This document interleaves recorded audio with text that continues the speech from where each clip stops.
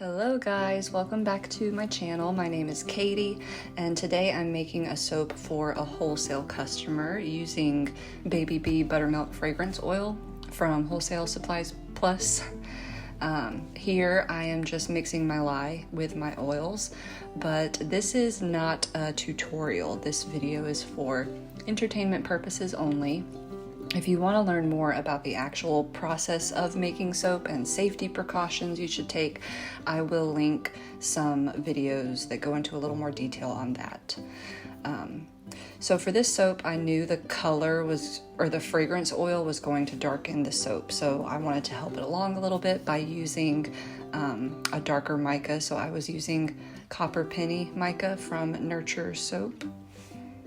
And I wanted to add a little bit more.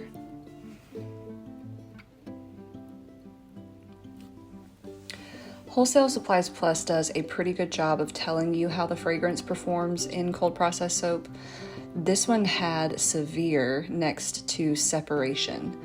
I didn't really know what that meant. I had never experienced that before, and some of the reviews also weren't like super great for it in terms of performance.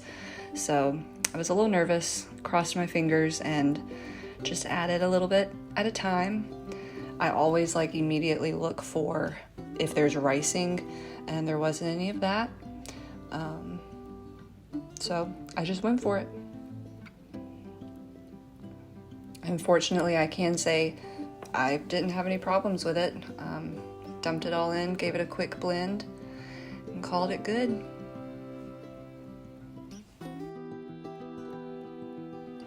I say when fragrance oils discolor like this, you kind of just have to work with it. So I knew that I wanted to do a really simple design and add a mica line. So I did need the soap to be a little thicker, so it would hold that angle shape that I'm pouring in right now, and that it would hold the mica line and everything. So I just poured the bottom half in again at an angle, and I'll be using Sahara Gold mica again from Nurture Soap. This is such a pretty mica. And I just put some of that mica into a little tea strainer and sprinkle it along the soap.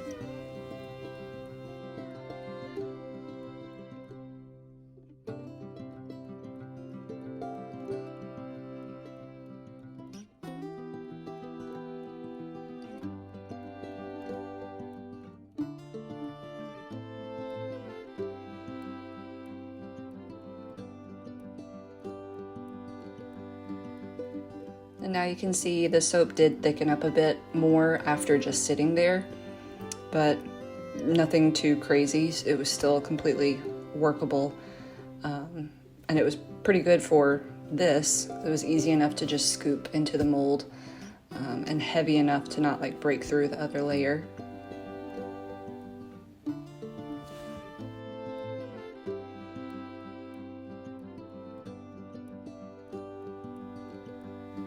And I am guilty of probably taking too long to get all of my soap out of my bowl.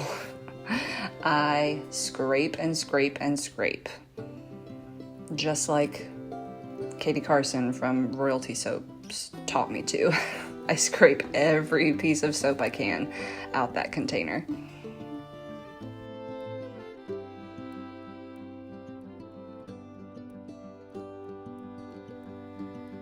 And then I never know what to do with the tops of my soaps. I played around again for probably longer than I should, and then actually thought about adding some more shimmer on top, but you can see here, I'm like, do I want to? And I decided not to just keep it simple and leave it out. But then also what I thought about doing, sometimes it's pretty to add a little bit of mica to whatever you're using to design the top. Some of that mica will transfer over onto the soap for just a tiny effect, but nothing really did on this one, and I didn't go back and add more or anything. So I just did a little a little swoop over on the top.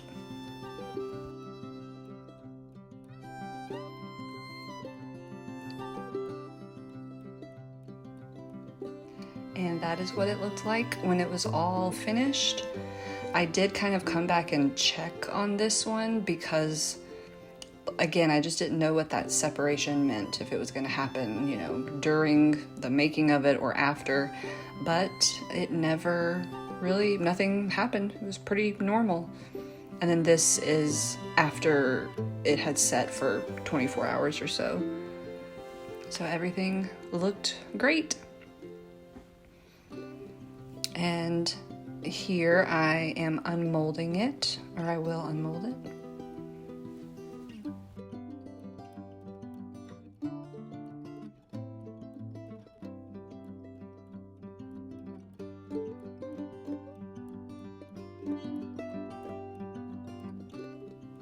And then everybody's favorite part, the cut. So that's how it turned out. And I was really happy with it. There was a little bit of mica, like not from the mica line. I think it was from the mica that was on like the side of the silicone liner of the mold. I mean, no big deal at all. But yeah, I was happy with how it turned out. Again, the fragrance oil worked just fine. I'm not a huge fan of it. Again, this was Baby Bee Buttermilk. And I do think it's kind of a dupe. Well, it is a dupe of Burt's Bees baby bath stuff. And I do love the way that smells. But this was very, very sweet. Like, and I don't mind sweet fragrances, but this was almost like too sweet for me. So, not bad, just, I probably wouldn't use it again, and for personal use.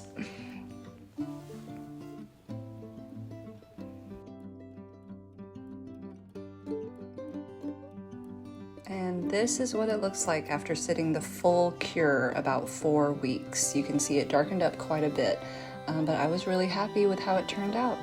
Let me know in the comments what you think of the soap or the fragrance if you've ever used it. Thanks so much for watching, and I'll see you in the next one.